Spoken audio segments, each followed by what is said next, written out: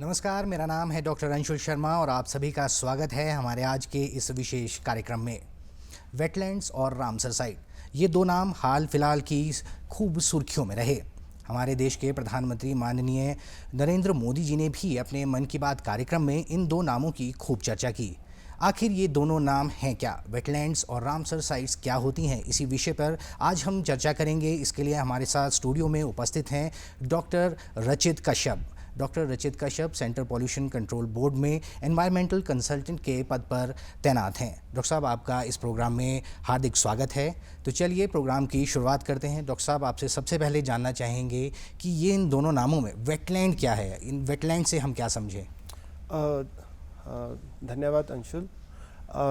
Wetland देखिए, कुछ ऐसे परिक्षेत्र होते हैं धरती के जो कि पानी में समाहित रहते हैं, 8 से 10 महीने तक ये पानी में समाहित रहते हैं। तो ये गीली ज़मीनें होती हैं और ये ऐसे परिक्षेत्र होते हैं जो बायोडाइवर्सिटी को संजो करके रखते हैं। जी, तो जैसा कि डॉक्टर साहब आपने बताया, ये पानी से घिरे रहते हैं, गीले क्षेत्र होते हैं। क्या हर गीले क्षेत्रों को या जलाशयों को, पॉन्ड्स को हम वेटलैंड कह सकते हैं? नहीं, हम हर गीले क्षेत्र या पॉन्ड्स को वेटलैंड्स नहीं कह सकते, क्योंकि ये नेशनली और इंटरनेशनली इम्पॉर्टेंट साइट्स होती हैं जो कि जैसे मैंने पहले कहा कि परिक्षेत्र होते हैं, इकोलॉजिकली सेंसिटिव जोन्स होती हैं और वहाँ पे बायोडाइवर्सिटी बहुत ज़्यादा होती है, फ्लोरा फौना बहुत ज़्यादा होता है। तो जैसे कि छोटे जलाशयों या नदियों नालों में वो बायोडाइवर्सिटी पनपती नहीं है, तो हम नहीं कह सकते उनको। जी, तो डॉक्टर साहब, जैसा कि आप बता रहे हैं, ये इन दो नाम आजकल ही सुर्खियों में क्यों आए? इनका आजकल ही समय में इतना सुनने को क्यों मिल रहा है? देखिए अंशुल जी, मैं आपको बताना चाहूँगा कि ये आजकल सुर्खियों में इसलिए रहे क्योंकि इसी वित्तीय वर्ष में 11 वाटर बॉडीज़ को, भारतीय वाटर बॉडीज़ को वेटलैंड्स का दर्जा प्रदान किया गया। IUCN और यूनेस्को ने इनको ये दर्जा प्रदान किया। और साथ ही साथ में पिछले ही दिन 2 फरवरी के दिन हमने वर्ल्ड वेटलैंड डे मनाया। जी जी, तो डॉक्टर साहब, एक नाम और इसमें आता है रामसर साइट्स। असल में ये रामसर साइट्स क्या हैं और ये वेटलैंड से किस तरह से डिफरेंट होती हैं? नहीं, ये वेटलैंड से डिफरेंट नहीं होती हैं जी, क्योंकि देखिए, रामसर साइट्स जो होती हैं, जब वेटलैंड्स का दर्जा दिया जाता है तो उनको वो रामसर साइट्स कहलाती हैं। रामसर साइट्स का दर्जा इनको दिया जाता है यूनेस्को के द्वारा और IUCN के द्वारा। देखिए, एक ट्रीटी हुई थी जो कि रामसर में हुई थी और ईरान में हुई थी, और ये बेसिकली कंजर्वेशन मैनेजमेंट प्रैक्टिसेस के लिए हुई थी वेटलैंड्स की। जो वेटलैंड्स हैं उनकी कंजर्वेशन के लिए एक ट्रीटी हुई थी। इसमें 1971 में ये ट्रीटी हुई और उसमें 18 देशों ने, यूरोपीय देशों ने भाग लिया। पहले इस ट्रीटी को साइन किया डेनमार्क ने, और उसके बाद भारत ने भी इस ट्रीटी को साइन किया। 1980-81 के आसपास भारत ने साइन किया। उस समय पे हमारी 2 मुख्यतः वेटलैंड्स थी, चिल्का लेक जो कि उड़ीसा में, और साथ में केवलिया नेशनल पार्क है, बर्ड सेंचुरी है, राजस्थान में है। इन दोनों वेटलैंड्स को इसमें लिया गया और इनको दर्जा प्रदान किया गया। डॉक्टर साहब, मैं आपसे जानना चाहूँगा कि किस तरह से ये डिसाइड किया जाता है कि किस वेटलैंड को हम रामसर साइट कहेंगे या सभी वेटलैंड्स को हम रामसर साइट्स कह सकते हैं? नहीं, सभी वेटलैंड्स को हम रामसर साइट नहीं कह सकते। देखिए, इसके लिए IUCN ने क्राइटेरिया दिया है। वो क्राइटेरिया डिफ़ाइन करता है कि जो रामसर साइट हैं, क्या उनको वेटलैंड का दर्जा दिया जाए या ना दिया जाए। उसमें होता क्या है, मुख्यतः कुछ मुख्य बिंदुओं पर ध्यान दिया जाता है। जैसे कि अगर वो वेटलैंड 20,000 बर्ड्स की पॉपुलेशन को सपोर्ट करता है, उसकी लाइफ को सपोर्ट करता है, जैसे कि मछलियों की प्रजातियां होती हैं तो कुछ लोकल या इंडिजिनस मछलियों की प्रजातियों को सपोर्ट करता है, या कुछ ऐसे परजीवी या मतलब ऐसे कुछ जीव जंतु होते हैं जो वनरेबल या मतलब कि एक्सटिंक्शन की ओर बढ़ रहे हैं, या उनको सपोर्ट करता है। तो इस तरह से और मैं इसमें एक चीज़ और भी ऐड करना चाहूँगा, जैसे कि हाई एल्टीट्यूड लेक्स होती हैं, तो जहाँ पे पानी की कमी रहती है, वो पानी की कमी को पूरा करती हैं। जैसे कि आसपास के इलाके में लोगों को पानी पहुँचाती हैं, वो पीने योग्य पानी होता है। मतलब ग्राउंड वाटर को भी ये रिचार्ज करती हैं, ग्राउंड और वाटर वहाँ को भी की रिचार्ज करती हैं, बायोडाइवर्सिटी बायोडाइवर्सिटी को भी कंजर्व जी। करती हैं। तो ये सभी मुख्य बिंदु हैं, इनके बेसिस पर रामसर साइट का दर्जा इनको दिया जाता है। जी डॉक्टर साहब, एक और नाम इसमें जुड़ के आता है, वेटलैंड रजिस्टर। ये वेटलैंड रजिस्टर क्या चीज़ है और इसका इसमें क्या महत्व रहता है? देखिए, वेटलैंड रजिस्टर जो है इस ट्रीटी का ही एक पार्ट है। इस ट्रीटी के अंतर्गत एक वेटलैंड रजिस्टर बनाया गया है जिसको मॉन्ट्रेक्स रिकॉर्ड कहते हैं। जी। इस रिकॉर्ड में मुख्यतः उन रामसर साइट्स को रखा जाता है, उन वेटलैंड्स को रखा जाता है जो पहले ट्रीटी का हिस्सा रही हैं।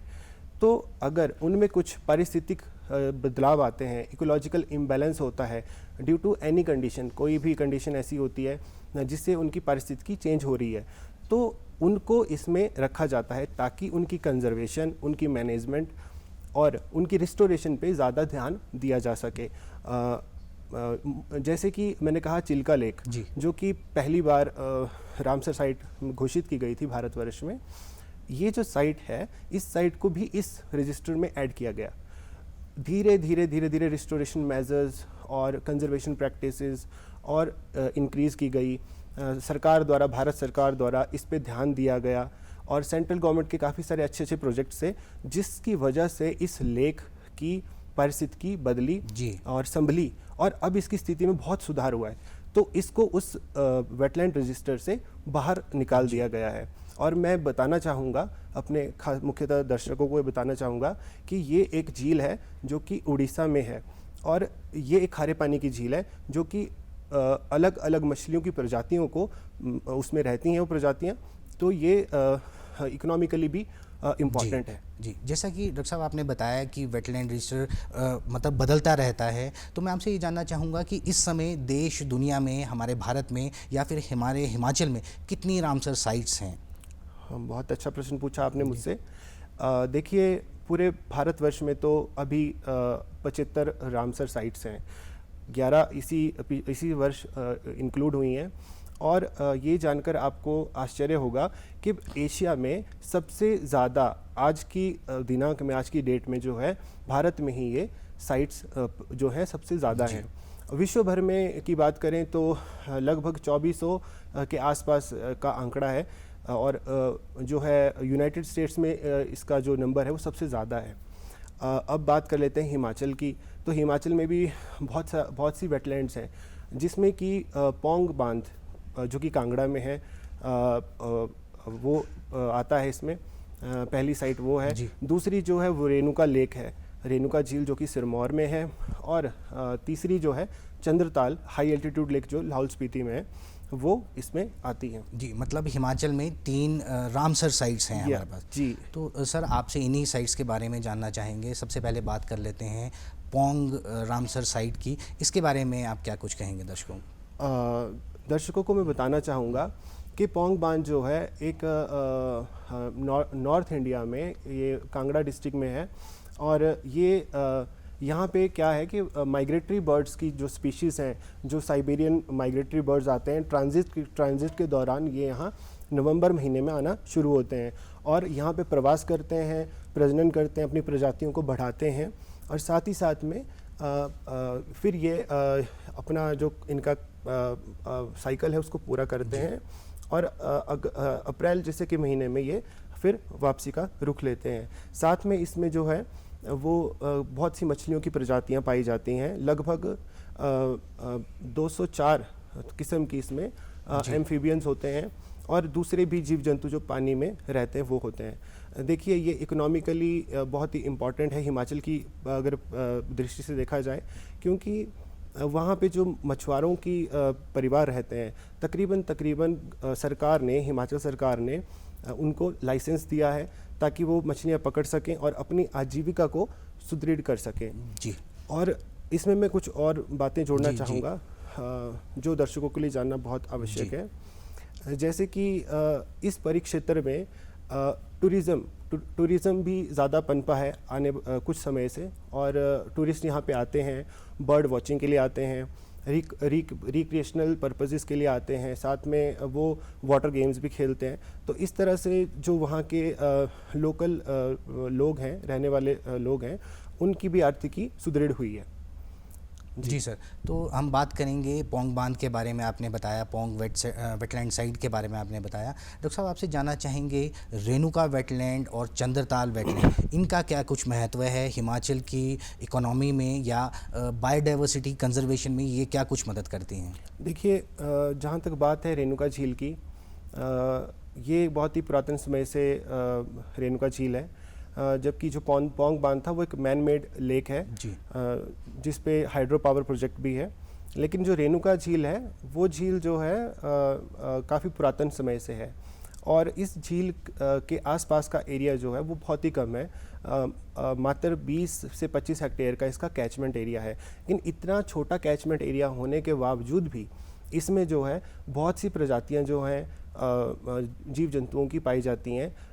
बेसिकली यहाँ पे ऐसे ऐसे कुछ पेड़ पौधे हैं, जड़ी बूटियाँ जिनसे मिलती हैं, और साथ में दूसरी दृष्टि से देखा जाए तो इसका एक महत्व जो है वो सामरिक महत्व भी है। यहाँ पे बहुत सारे श्रद्धालु आते हैं, यहाँ पे मंदिर हैं, वहाँ पे वो अपने ईष्टों को पूजा करने या ईष्टों को पूजा करने के लिए आते हैं। और बात रहती है चंद्रताल की, तो चंद्रताल जो है एक इन ट्रांजिट में एक हिमालय में, वेस्टर्न हिमालय में ये आती है, और लाहौल स्पीति में ये है।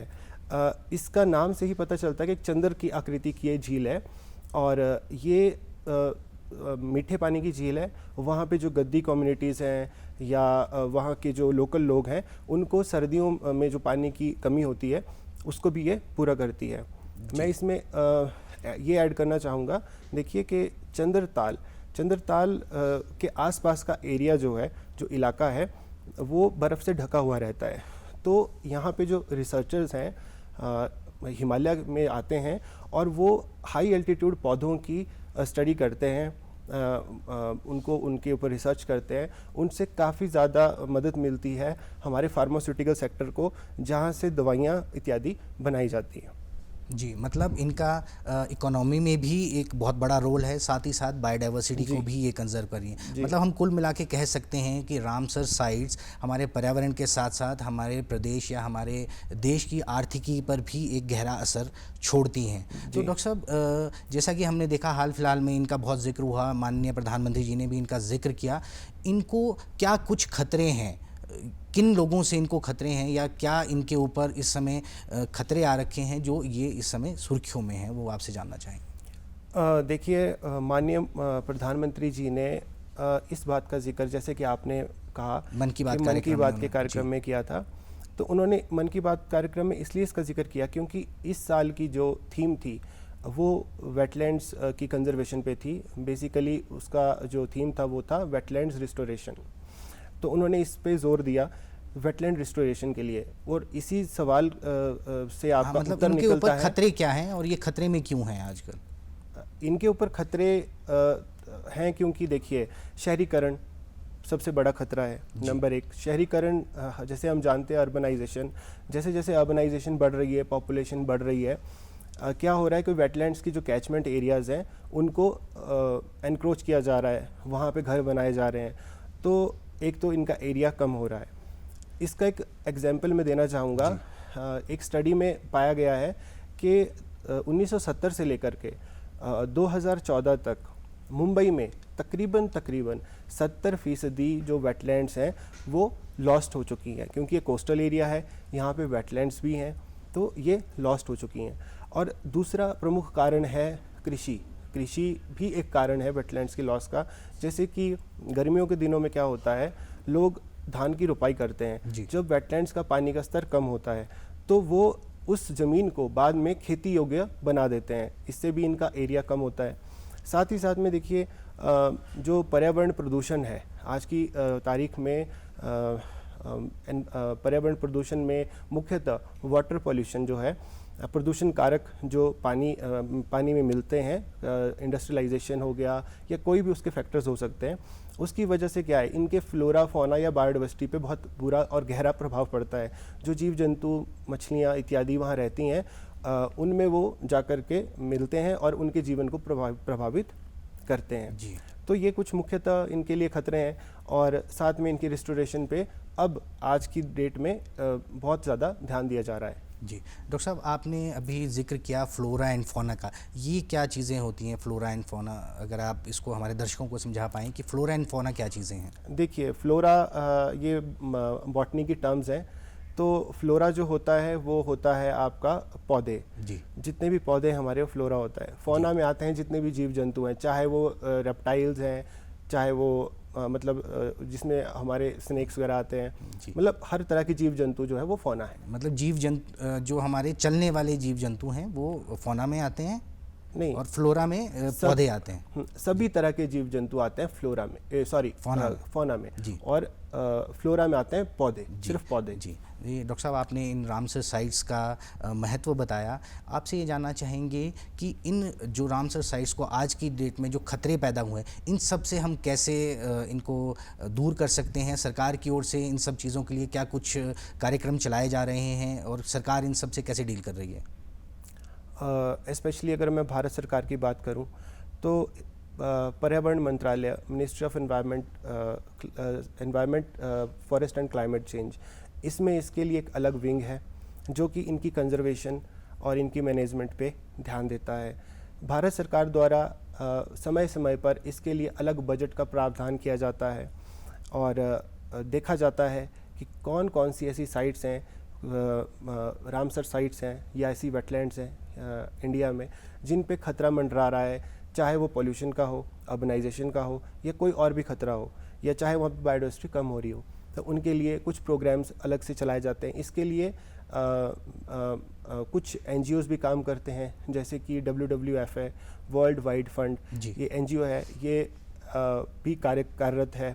साथ में कुछ हमारे इंस्टीट्यूशंस हैं, जो रिसर्च इंस्टीट्यूशंस हैं, वो भी काम करते हैं। लोगों को जागरूक किया जाता है कि वेटलैंड्स अगर वेटलैंड नहीं रही या उन पे कुछ खतरा है तो वो लोगों के आजीविका, लाइवलीहुड को भी प्रभावित करेगा। साथ ही साथ में देखिए, हिमाचल सरकार ने हिमाचल में ही एक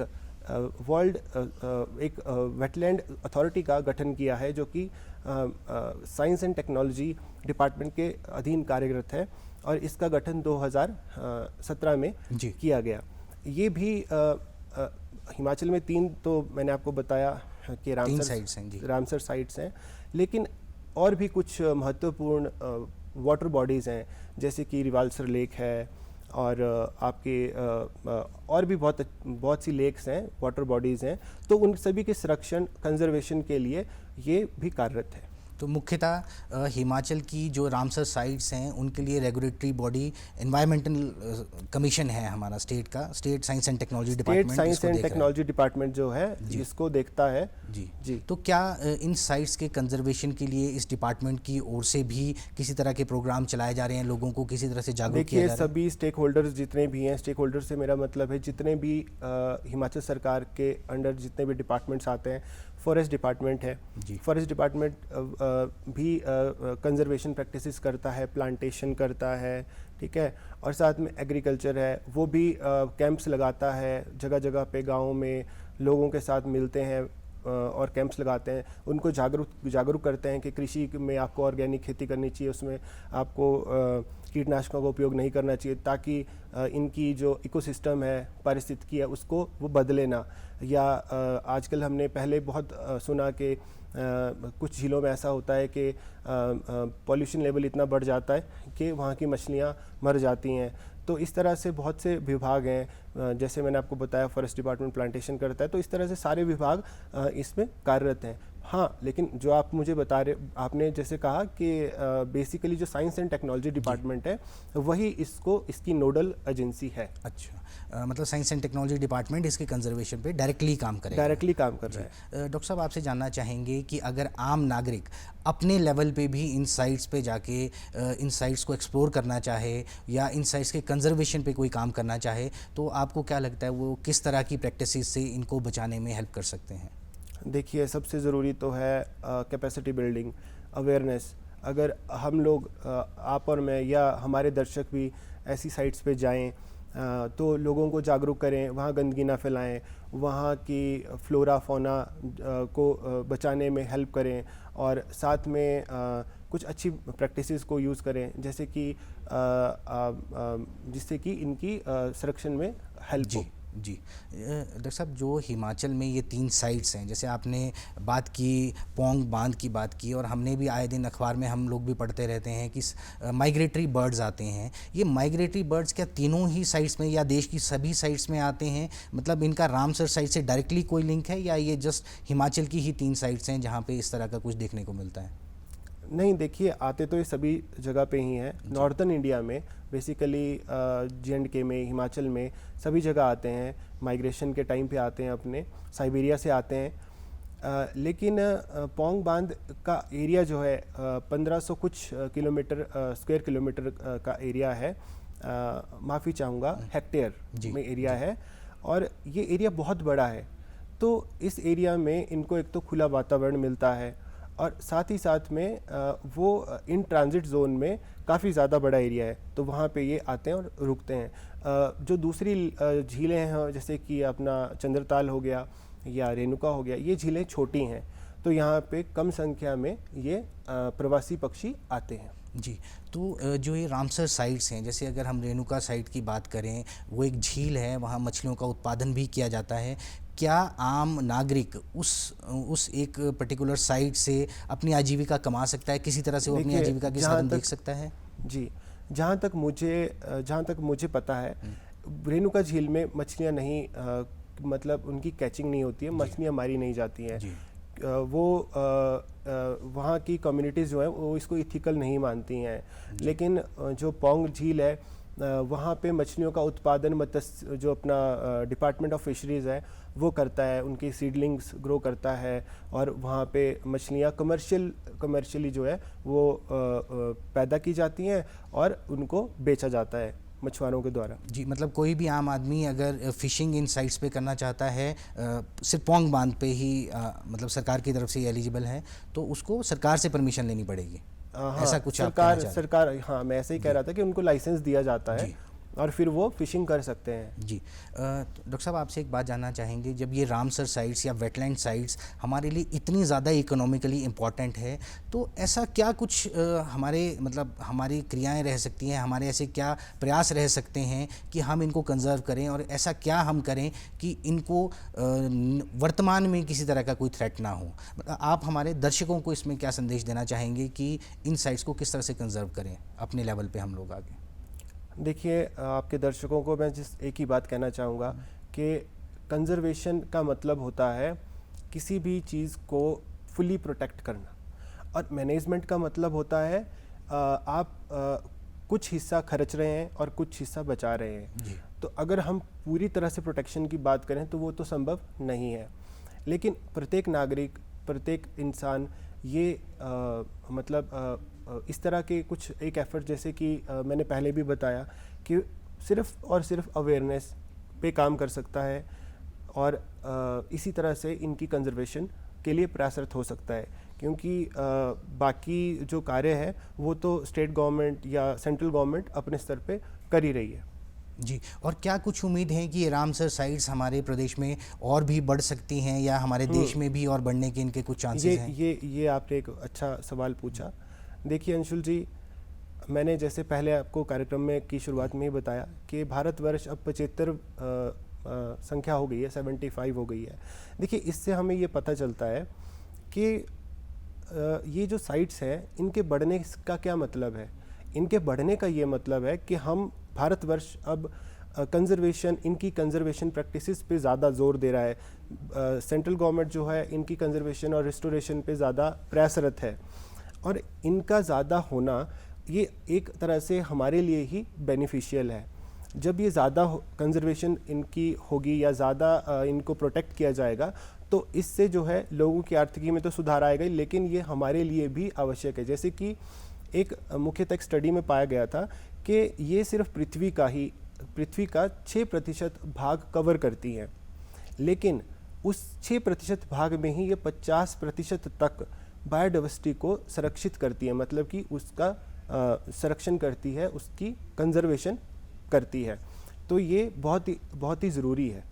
मतलब हम कुल मिला के कह सकते हैं कि हमारी सरकारों को भी और आम नागरिक को भी मिलके इनको कंजर्व करने के लिए आगे आना पड़ेगा, तभी हम इन साइट्स को बचा सकते हैं। और हम चाहेंगे कि नियर फ्यूचर में इस तरह की और साइट्स हों। यही क्या कुछ आप कहना चाह रहे हैं? हाँ, मैं यही कहना चाह रहा था कि हाँ, आगे आगे आने वाले दिनों में भी ये साइट्स बढ़ती रहेंगी।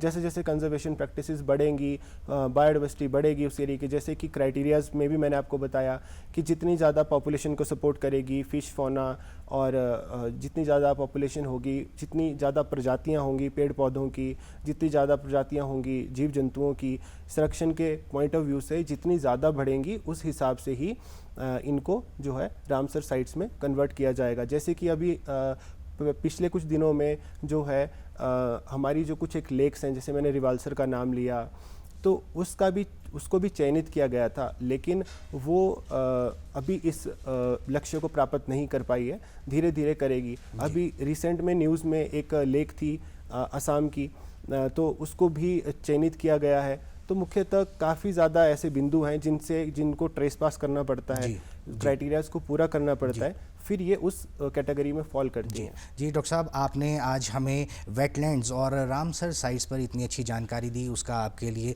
उन जानकारी देने के लिए आपका बहुत बहुत धन्यवाद। तो दर्शकों, आज के इस प्रोग्राम में केवल इतना ही। अगली बार नए टॉपिक के साथ, नए एक मुख्य अतिथि के साथ हम फिर हाजिर होंगे। तब तक के लिए आप बने रहें DD न्यूज़ हिमाचल के साथ। धन्यवाद।